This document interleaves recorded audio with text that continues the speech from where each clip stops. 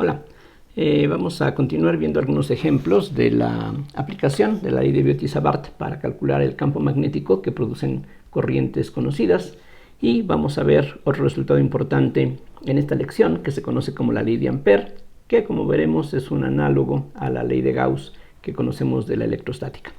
En la lección anterior vimos dos ejemplos muy sencillos, muy comunes, de la aplicación de la ley de Biot-Savart. Primero les recuerdo qué es lo que dice esta última ley.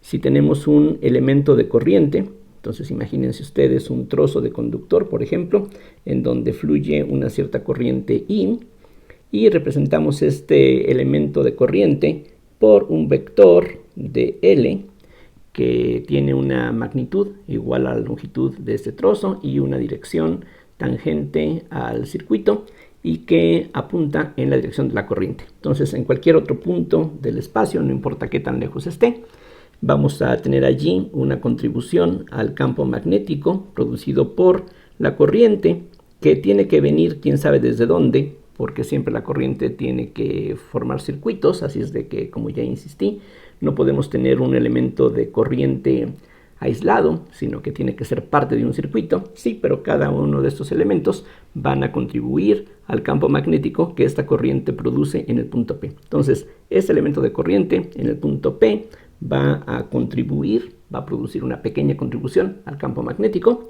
que está dada por mi sub 0 sobre 4 pi. Este factor es un factor que aparece debido a las unidades que empleamos en este caso para medir la corriente.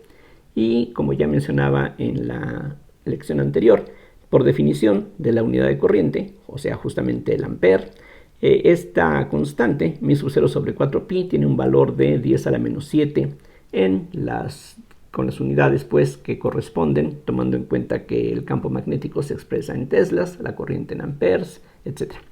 Entonces aquí lo que aparece es I por dl cruz R unitario sobre R cuadrada, donde esta R es la distancia que hay del elemento de corriente al punto P, y esta R unitaria es un vector que apunta del elemento de corriente al punto P. Entonces ya con eso está determinado cuál es el efecto de cualquier corriente conocida en cualquier punto del espacio. Entonces esto, recuerden, es bastante similar a la ley de Coulomb. No es algo accidental que así sea, pero históricamente pues son dos resultados totalmente independientes. De hecho, fue un gran hallazgo a principios del siglo XIX el descubrir que las corrientes eléctricas son capaces de producir campos magnéticos. Antes de eso, solamente se sabía que los imanes permanentes podían producir campos magnéticos.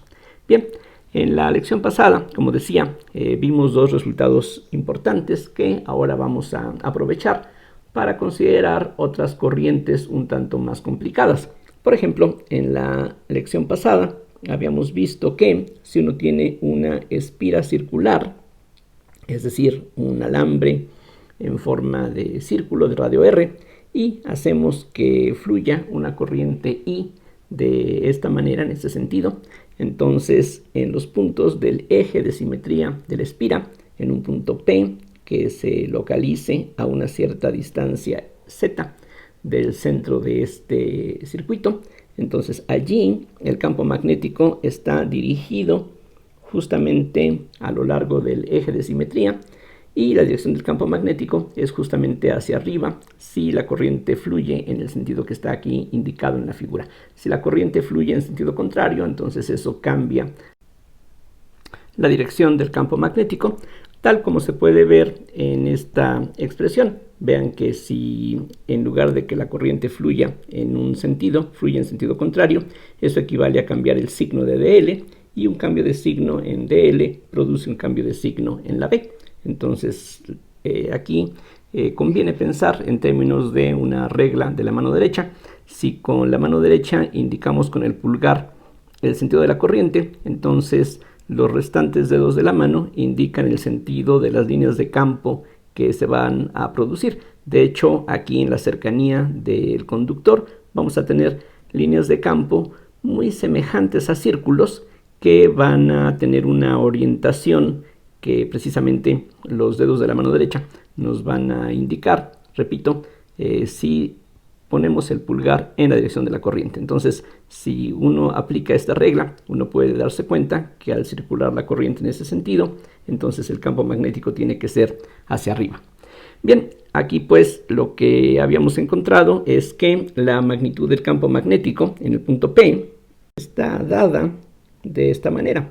B en P es igual a mi sub 0 por la corriente por el radio de la espira al cuadrado sobre 2 veces r cuadrada más z cuadrada a la 3 medios.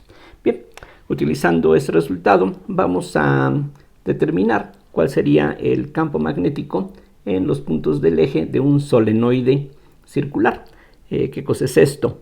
Bueno, simplemente imagínense que ahora, en lugar de tener una sola espira por donde puede circular la corriente, tenemos una colección de muchas espiras o prácticamente en forma equivalente, algo de esta forma, tal que visto desde arriba tengamos algo perfectamente circular. Aquí quizá el dibujo no lo refleje muy bien, pero bueno, esa es la idea.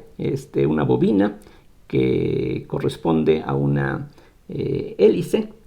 Y lo que conviene hacer aquí es suponer que las vueltas que aquí tenemos del conductor son muy próximas entre sí para que prácticamente podamos imaginar como si fuera algo continuo. Ahorita vamos a ver exactamente cómo influye esta suposición. Visto, digamos, de perfil, lo que tendríamos sería algo que conviene imaginar de la siguiente manera. Entonces, aquí vamos a tomar un origen, digamos que aquí tomamos el origen, este eje le vamos a llamar X, y la bobina va a estar a lo largo de la dirección del eje X. Voy a representar aquí de esta manera, que es más o menos algo común en los textos. Estos pequeños círculos lo que tratan de representar es el conductor que aquí tendríamos. Entonces aquí imagínense que hacemos un corte seccional. Entonces lo que vamos a ver sería una cosa como esta. Cada uno de estos pequeños círculos se supone que representa a la sección de este conductor que pues simplemente es una vuelta tras otra. Entonces aquí estamos haciendo este corte de esta forma. Entonces el método que vamos a seguir es algo muy similar a lo que ya vimos previamente cuando estuvimos hablando de electrostática. Es decir, en lugar de aplicar de nuevo en forma directa la ley de Biot-Savart, aquí lo que conviene hacer es utilizar el resultado que ya hemos establecido para una sola espira. Entonces la idea es fijarnos en una rebanada de este solenoide. Entonces aquí voy a trazar dos líneas, así, que es, repito, como si estuviéramos aquí rebanando en dirección perpendicular al eje de la bobina. Estamos rebanando el solenoide, esta bobina. Entonces vamos a llamar a esta distancia como X y el grosor de esta rebanada vamos a llamarle dx. Entonces aquí lo que va a ocurrir es que si esta bobina tiene n vueltas por unidad de longitud,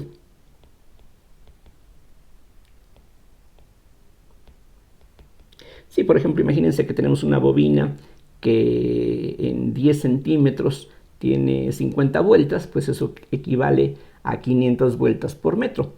Claro, no quiere decir que la bobina tenga que ser forzosamente de 1 metro de largo o más, sino que simplemente podemos expresar en esas unidades esta cantidad. Entonces esta n tendría dimensiones de 1 sobre longitud o, en el caso de las unidades que estamos aquí empleando, 1 sobre metro. Bien, entonces eso quiere decir que si esta bobina tiene n vueltas por unidad de longitud, aquí al fijarnos en este trozo que tiene una longitud de x, entonces aquí lo que vamos a tener sería un total de n por dx espiras.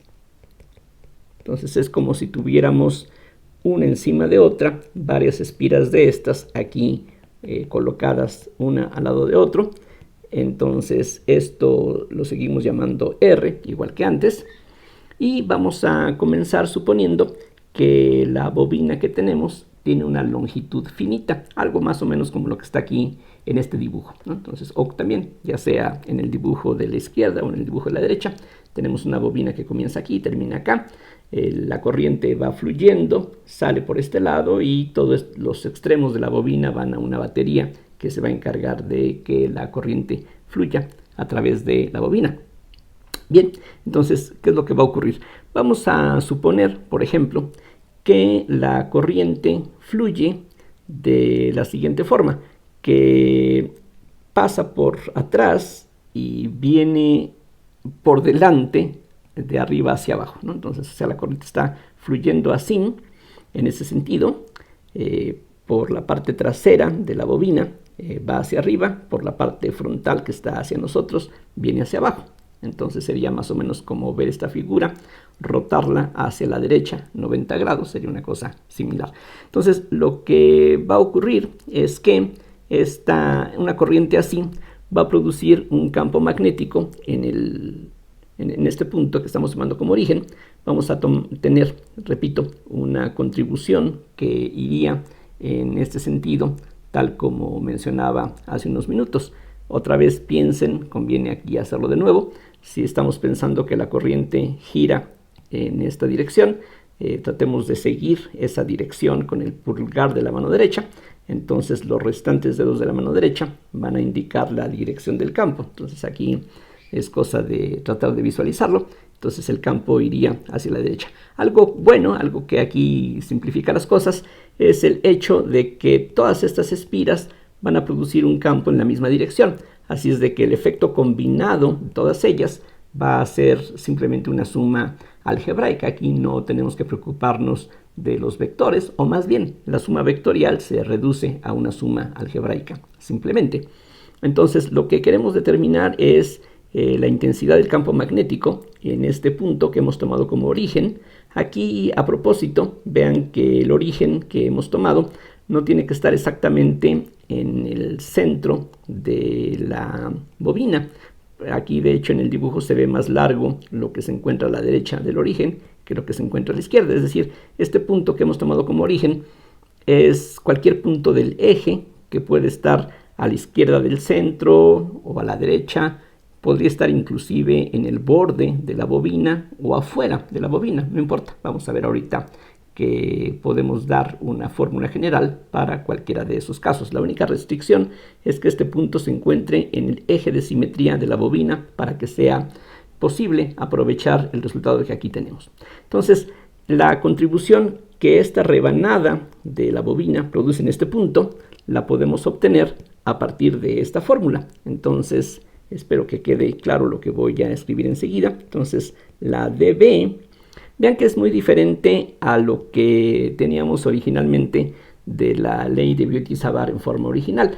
Esta fórmula básica, la ley de Biot-Savart, nos permite calcular en general el campo magnético producido por un elemento de corriente. Aquí ya no tenemos elementos de corriente, sino aquí tenemos espiras completas. De hecho, aquí tenemos varias espiras completas, n por dx.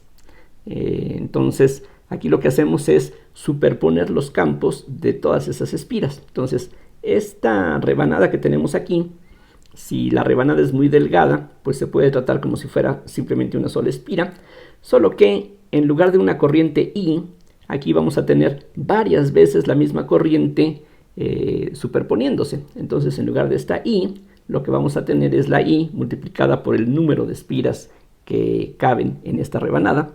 Entonces, lo que nos da eso es esto que voy a escribir a continuación. Entonces aquí tendríamos 2r cuadrada más x cuadrada a la 3 medios. Entonces explico de nuevo. Esta fórmula que obtuvimos en la lección anterior es aplicable cuando tenemos una sola corriente aquí circulando. Pero aquí la corriente circula y circula, circula, quizá varias veces. En el dibujo que tenemos aquí a la vista, pues sería algo así como 2,5 veces, porque vean ustedes, de estas bolitas que yo dibujé, pues tenemos algo así como 2,5 contenidas en esta rebanada. Entonces eso quiere decir que la corriente que circula por cada espira habría que multiplicarla por este número. Y vean que además hay consistencia en cuanto a que de un lado tenemos una diferencial y entonces invariablemente si de un lado hay una diferencial del otro lado tiene que haberla también para que haya consistencia, repito.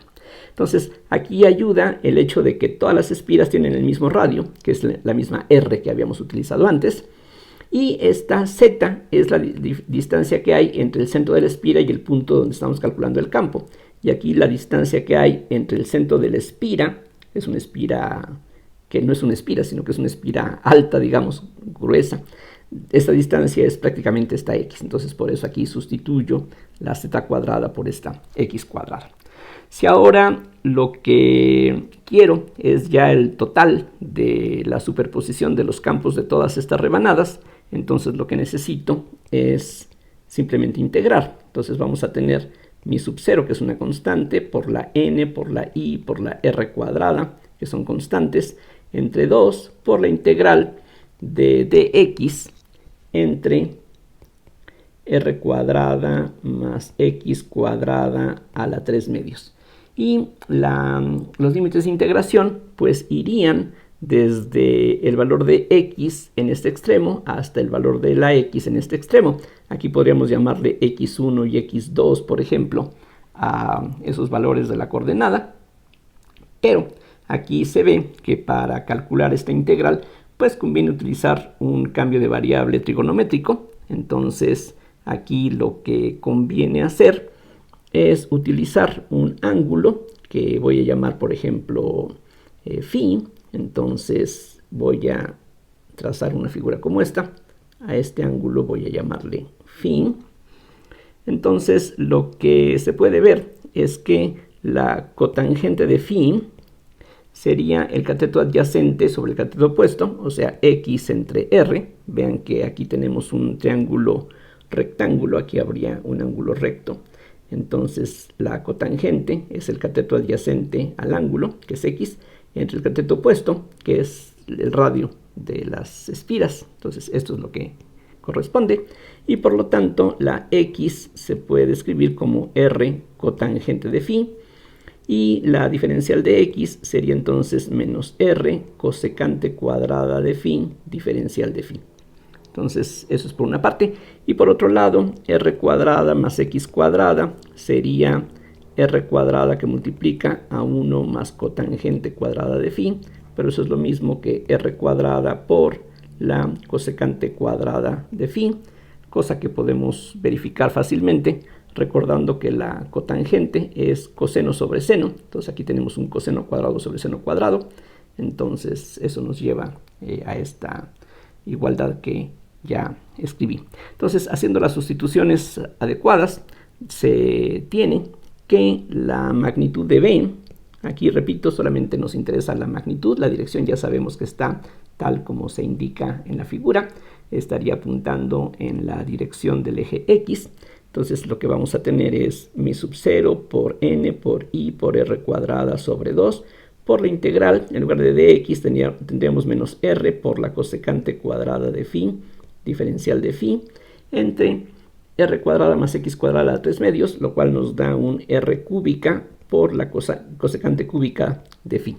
Entonces aquí curiosamente vean que las r's se cancelan y lo que queda se expresa así, sería mi sub 0 por ni sobre 2, las r's desaparecen y nos quedaría la integral de menos, aquí las cosecantes se simplifican, queda una cosecante en el denominador que se puede escribir como el seno de phi en el numerador. Y aunque podríamos regresar a las variables x1 y x2, una alternativa es aquí utilizar los ángulos alfa y beta que se forman en los extremos de la bobina. Es decir, voy a llamar alfa, por ejemplo, a este ángulo y beta al ángulo que se forma aquí. Entonces esto equivale a, bueno, los límites de integración serían de la siguiente forma. Aquí cuando estamos sumando, la x iría de x1 a x2. Aquí noten que tenemos que ir en el orden de menor a mayor. Entonces cuando la x vale x1, el ángulo phi es beta, entonces aquí vamos a tener beta y correspondientemente alfa en el otro extremo.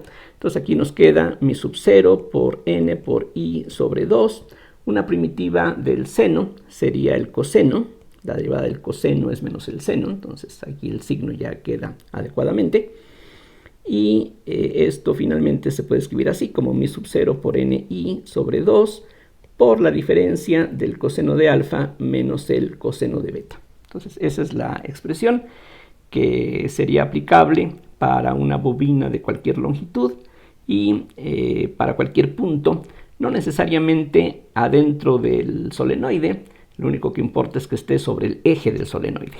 Entonces aquí hay varios casos interesantes, en particular un caso particular límite que se considera frecuentemente es lo que pasaría si tuviéramos un solenoide infinito. Claro, es una abstracción, no es algo que vayamos a tener materialmente en el laboratorio o algo así, pero conviene pensar en ese caso. Entonces, para un solenoide infinito, o si ustedes gustan infinitamente largo,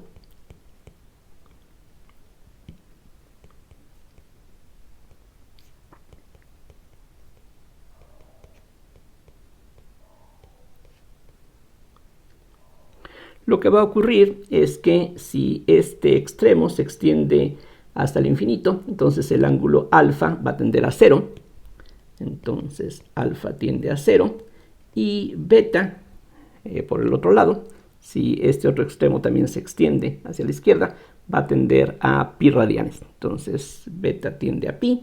Así es de que la magnitud del campo magnético sería en cualquier punto que forzosamente estaría en el interior entonces del solenoide, es mi sub 0 por n por i sobre 2. El coseno de 0 es 1. El coseno de pi es menos 1. Entonces aquí va a quedar 1 más 1.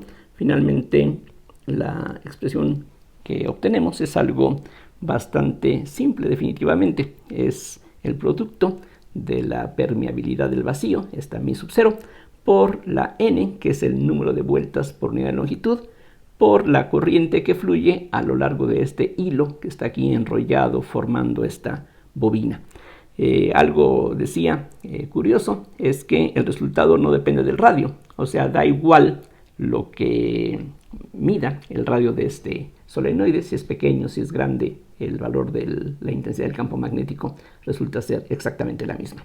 Algo que vamos a poder ver más adelante es que de hecho esta intensidad del campo magnético no solamente es la que habría en los puntos del eje del solenoide, sino que aquí curiosamente ocurre que el campo magnético en todo el interior del solenoide va a tener exactamente esta misma intensidad. Es decir, adentro vamos a tener, como veremos, un campo que es perfectamente uniforme con esta magnitud a lo largo del eje. O sea, las líneas de campo serían paralelas al eje de este cilindro. Bien, entonces guardamos ese resultado y ahora tratando aquí de hacer otros ejemplos donde aprovechemos lo que ya habíamos obtenido previamente, vamos a ver qué es lo que pasaría hablando de situaciones no, digamos, realizables en la naturaleza o en el laboratorio. Vamos a pensar en una pared formada por hilos infinitos. La idea, les explico, es aprovechar lo que ya encontramos en la lección anterior. Entonces, en la lección pasada vimos que si teníamos un hilo recto infinito que lleva una corriente I, entonces a una distancia r de este hilo, en cualquier punto, allí la magnitud del campo magnético, en el punto P, resultó ser mi sub 0 por I entre 2pi r. Ese fue justamente el resultado que obtuvimos. A medida que nos alejamos de este hilo, la distancia r va creciendo y la magnitud de B va decreciendo. Bien, además, la dirección que tiene el campo magnético, en este caso, otra vez, se puede obtener, recordar, mediante el uso de la regla de la mano derecha. Si con el pulgar de la mano derecha indicamos la dirección de la corriente, los restantes dedos de la mano derecha nos indican la dirección de las líneas de campo. En este caso, las líneas de campo van a estar haciendo algo parecido a esto, van a estar girando. Bueno, no es que haya un movimiento ahí material, pero bueno, en estas líneas la dirección del campo magnético sería precisamente dada por esta flecha que aquí acabo de dibujar. Entonces, las líneas de campo, recuerden, para un hilo recto son círculos perfectos que tienen su centro en puntos del conductor y todos los radios aquí son aceptables. Vamos a tener líneas de campo de cualquier tamaño que ustedes gusten, simplemente porque por cualquier punto, no importa qué tan lejos esté, el campo magnético, vean ustedes, aunque estemos hablando de 20.000 millones de kilómetros, esta intensidad no es cero. Entonces, por cualquier punto, por muy alejado que esté, pasa una línea de campo que sería otra vez un círculo de radio R, donde R es la distancia al alambre. Y bueno, esa sería pues la regla general. Entonces, lo que me interesa pensar a continuación es algo pues irrealizable, pero simplemente veámoslo como un ejercicio para practicar este tipo de cosas que es bastante común en la teoría electromagnética. Es decir, voy a imaginarme una pared formada por muchos hilos de estos. Aquí cada pequeño círculo que estoy dibujando sería un alambre de estos rectos infinitos. Simplemente lo estamos viendo, por así decirlo, desde arriba. O sea, si veo este conductor desde arriba, entonces lo que voy a ver es simplemente la sección de ese conductor. Aunque el conductor sea delgado, pues una cierta sección va a tener. Entonces eso es lo que estamos viendo aquí. Entonces lo que quiero determinar es lo que vale el campo magnético en algún punto P que esté frente a esta pared.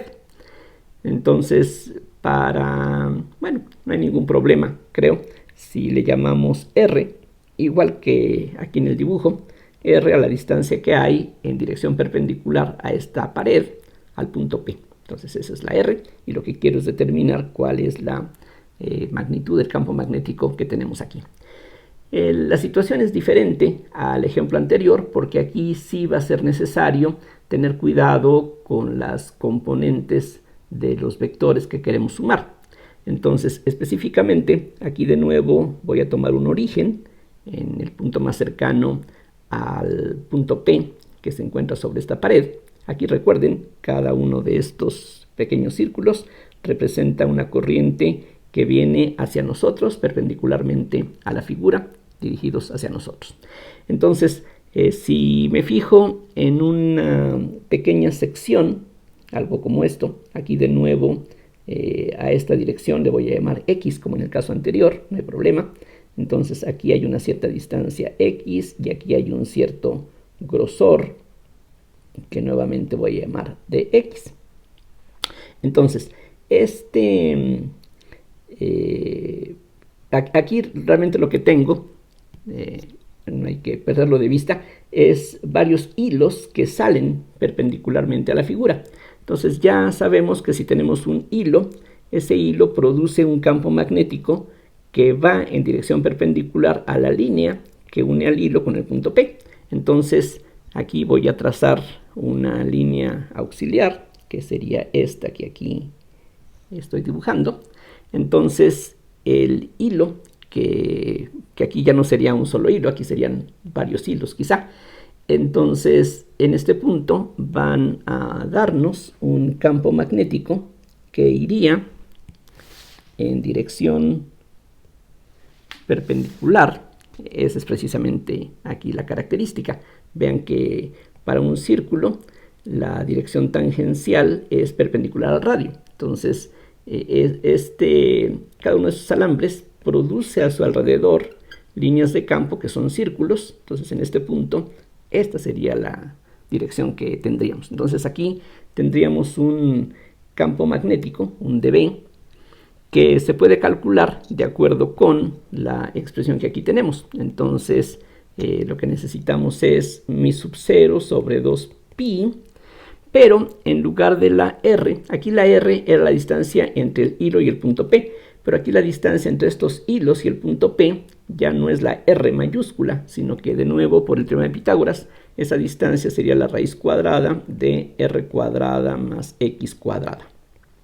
Y en el numerador también hay que hacer ajustes, porque en esta expresión la I era la corriente de un solo hilo, pero aquí lo que tengo no es un solo hilo, sino que pueden ser varios hilos. ¿Cuántos? Pues depende de qué tan gruesa sea esta tira que estoy considerando. Entonces, como en el caso anterior, voy a suponer que esta pared, que está formada por muchos hilos, imagínense algo así como una cortina que estuviéramos construyendo con muchos hilos paralelos. Entonces vamos a suponer, como en el caso anterior, que esta pared tiene n hilos por unidad de longitud.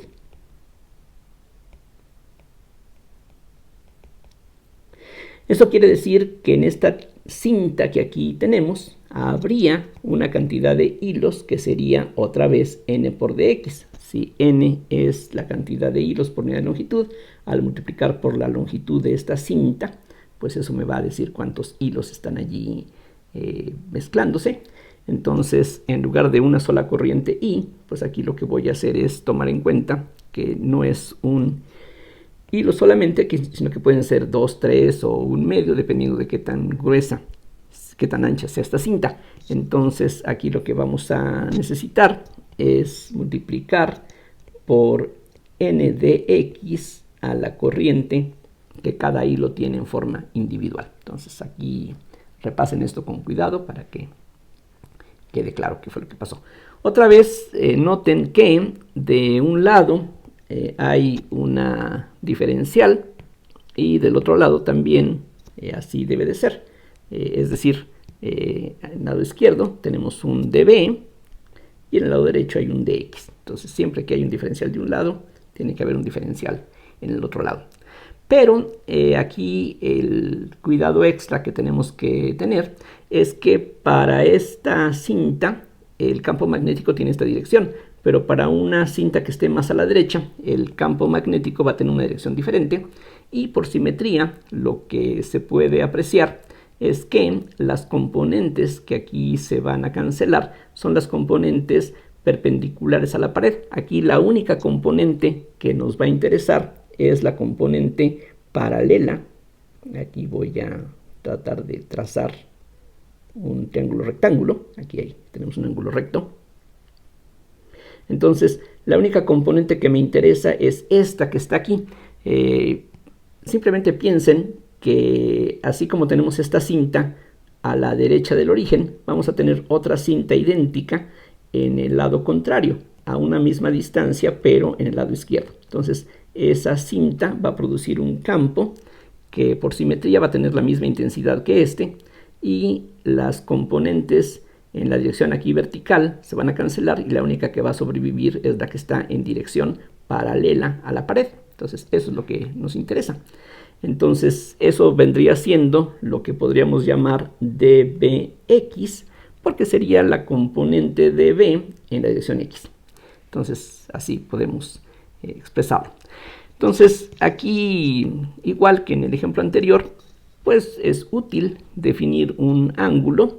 No importa exactamente en cuál nos fijemos. Si, por ejemplo, a este ángulo le llamo phi, como en el caso anterior, lo que podemos ver es que este ángulo se repite en este otro triángulo. Simplemente noten que esta línea y esta línea son perpendiculares entre sí. Las líneas a trazo son perpendiculares y esta línea y esta línea son perpendiculares, por lo que ya mencionaba antes. Entonces, el ángulo que se forma entre estas dos es el mismo ángulo que se tiene que formar aquí. Entonces, en este vértice vamos a tener nuevamente el ángulo phi, y aquí se puede ver que la función trigonométrica que nos conviene para calcular la componente en x sería la función coseno. Entonces, el coseno de phi, aquí lo escribo, por una parte sería el cateto adyacente al ángulo, que es dBx, entre la hipotenusa, y la hipotenusa es la magnitud de dB. que simplemente la escribo así, como db, aunque ya sabemos que equivale a todo lo que está aquí escrito, pero eso más adelante lo vamos a tomar en cuenta. Por otro lado, en la figura que está aquí arriba, aquí tenemos también un triángulo rectángulo, aquí se forma un ángulo recto. El coseno de phi sería el cateto adyacente, que es la distancia r, entre la hipotenusa, que es esta distancia que ya previamente habíamos calculado. Entonces esto también va a ser igual a r, cateto adyacente, sobre la hipotenusa, que es la raíz cuadrada de r cuadrada más x cuadrada. Y entonces ya estamos listos para hallar la expresión para la componente, que es la única que nos va a interesar, porque es la única que no se va a cancelar cuando sumemos todas las tiras que forman esta pared. Entonces dbx sería, de acuerdo con esta igualdad que tenemos a la derecha, ya este coseno lo podemos desechar, esta es la única parte que nos interesa. Entonces dbx sería db por este cociente, entonces lo que nos va a quedar es r entre la raíz cuadrada de r cuadrada más x cuadrada por db, pero db es mi sub 0 por n por i por dx entre 2pi por la raíz de r cuadrada más x cuadrada. Entonces esto se puede escribir también de la siguiente manera. Aquí continúo mejor abajo. Entonces lo que vamos a tener es esto que ahora voy a tratar de escribir en algún momento. Esto sería r por mi sub 0 por ni sobre 2pi por dx entre r cuadrada más x cuadrada, y por lo tanto la componente ya resultante en la dirección x, que es la única que nos interesa, es la única que va a sobrevivir, sería igual a mi sub 0 por n por i por r entre 2pi por la integral de dx entre r cuadrada más x cuadrada, y la x, para que recorra toda esta pared infinita, tiene que ir desde menos infinito a más infinito. Ahora lo que podemos hacer es utilizar de nuevo que este ángulo phi puede ayudarnos para hacer la integral en una forma más sencilla. Vean ustedes que la tangente de phi, en la figura que teníamos aquí arriba, la tangente es el cateto opuesto sobre el cateto adyacente, o sea, x entre r. Entonces esto es igual a x entre r, es decir, x es r tangente de phi. Realmente no necesito la figura para proponer un cambio de variable como este, para hacer una integral como esta. Entonces, de hecho, la integral ya la podemos reconocer fácilmente. Ya sabemos que tiene que ver con una tangente inversa. Entonces, bueno, aquí precisamente esto corresponde a hacer algo de esa clase. Entonces, dx sería r por la secante cuadrada de phi diferencial de phi. Y con todo eso, las cosas quedan de esta manera. Vamos a tener mi sub 0 por n por i por r sobre 2pi por la integral. En lugar de dx tenemos r secante cuadrada de phi, y en el denominador, al sustituir esta expresión para la x, vamos a tener r cuadrada por 1 más tangente cuadrada, que es la secante cuadrada de phi. Así es de que, vean ustedes que aquí convenientemente la r desaparece, la secante cuadrada también, y lo único que nos queda es mi sub 0 por n por i sobre 2pi por la phi entre los límites que le corresponden.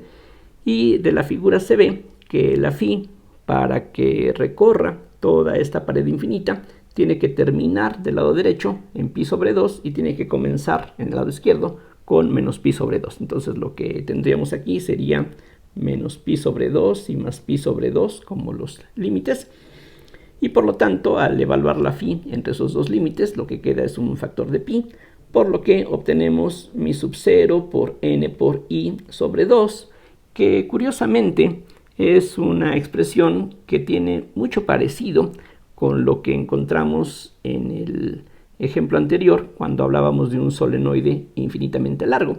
Aquí la única diferencia es que hay un denominador 2 que aquí no aparecía, pero se ve que las expresiones son extremadamente similares.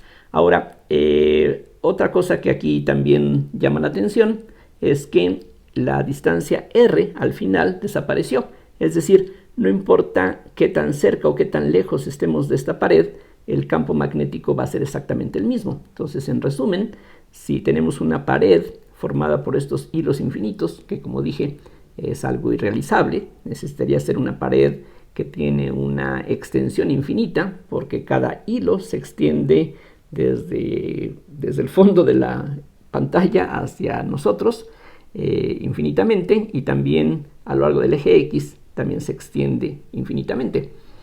De hecho, aquí olvidé decir que podríamos pensar que esta pared no tiene que ser infinitamente ancha. Podríamos tener aquí, como en el caso anterior del solenoide, podría comenzar en algún punto y terminar en algún otro punto, no necesariamente de tal forma que el punto de observación esté a la mitad. Aquí, de hecho, no lo mencioné, pero ahorita lo señalo, podría ocurrir algo similar, que esta pared no se extendiera hasta el infinito, sino que solamente entre ciertos ángulos, que nuevamente podríamos llamar alfa y beta, como en el caso anterior, y vean que no sería nada difícil aquí escribir la expresión correspondiente. Quedaría simplemente alfa y beta, y entonces aquí aparecería la diferencia de esos dos ángulos. Pero aquí, para que más adelante hagamos comparaciones, conviene pensar en este caso límite. Digo, ya de por sí tener hilos infinitos pues se vuelve irrealizable, entonces pues de una vez podemos pensar en una pared infinita, y para ese caso este resultado sería el adecuado. Y lo que repito es que el valor de la intensidad no dependería de la distancia a la que nos encontremos de esta pared infinitamente extensa, de un área infinita, infinitamente ancha, infinitamente alta. Bien, entonces con esto quiero terminar esta lección. Lo que vamos a ver en la lección siguiente es finalmente la ley de Ampère, que como veremos es algo análogo a la ley de Gauss, que nos va a permitir en algunos casos, como los que tratamos en esta lección, vamos a poder calcular el campo magnético de una manera muy sencilla en aquellos casos en donde podemos adivinar la forma que tienen las líneas de campo. Aquí no lo hice, pero las líneas de campo, vean ustedes, serían rectas paralelas a la pared en esta dirección. Si la corriente viene hacia nosotros saliendo del plano de la figura, entonces las líneas de campo serían de esta forma, de este lado, y del otro lado de la pared serían líneas que van en esta otra dirección. En el caso del solenoide, como ya ahí sí se señaló, tendríamos algo más o menos parecido. Lo único que sí sabemos es que el campo magnético iría a lo largo de este eje para los puntos que están sobre él, pero más adelante vamos a probar mediante el uso de la ley de Ampère, como dije, que de hecho en todo el interior del solenoide las líneas de campo van a ser rectas paralelas al eje del solenoide y la intensidad del campo va a ser uniforme. Aquí en el caso de la pared infinita, eso ya lo tenemos. Aquí precisamente el hecho de que la magnitud del campo no dependa de la R quiere decir que por muy lejos que estemos vamos a tener siempre la misma intensidad. Entonces, bueno, ese es el resultado. Y bueno, vamos a continuar con algunas cosas de estas en las siguientes lecciones. Bueno, como siempre, muchísimas gracias por su atención y hasta la próxima.